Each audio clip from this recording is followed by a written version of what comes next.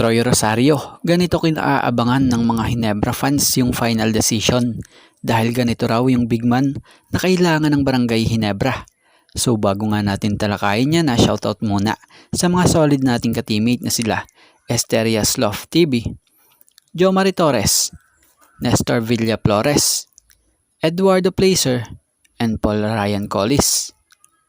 So trending at talaga namang pinag-uusapan ngayon itong pagiging unrestricted free agent ni Troy Rosario na kung sa ay batay kay Troy, family first talaga ang iniisip niya.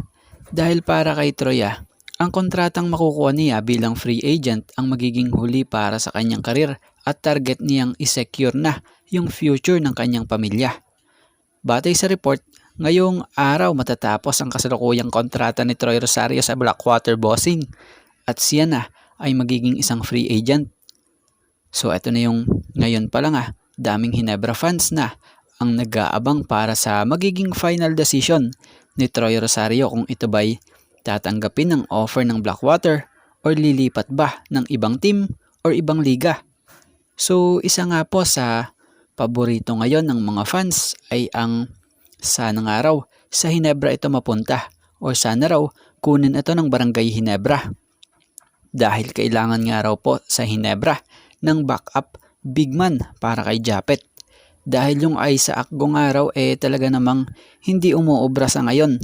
Dahil kung mapapansin nyo sa loob ng 3 game na niya sa Barangay Hinebra, not impressive yung mga stats na nagagawa niya. So yung stats na ganito, kulang raw talaga ito para sa isang big man, para sa isang koponan.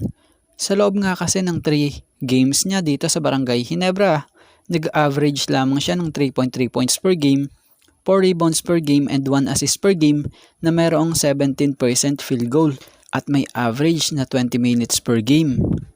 So kung si Troy, kung sakaling makuha nga raw ito ng Hinebra, galing sa pagiging unrestricted free agent, good news nga raw ito. Dahil lalakas pa nga raw po ang pangilalim ng Barangay Hinebra. Kumbaga, parang sobrang titigas nga raw po yung gitna nila. Hindi tulad nitong mga nakaraan.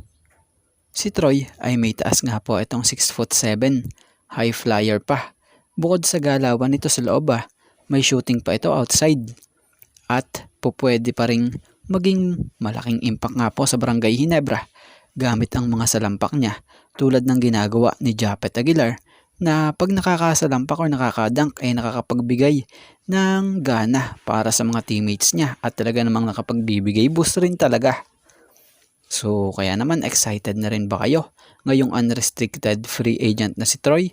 Inaabangan nyo rin ba yung final decision niya kung saan team siya pipirma dito sa liga?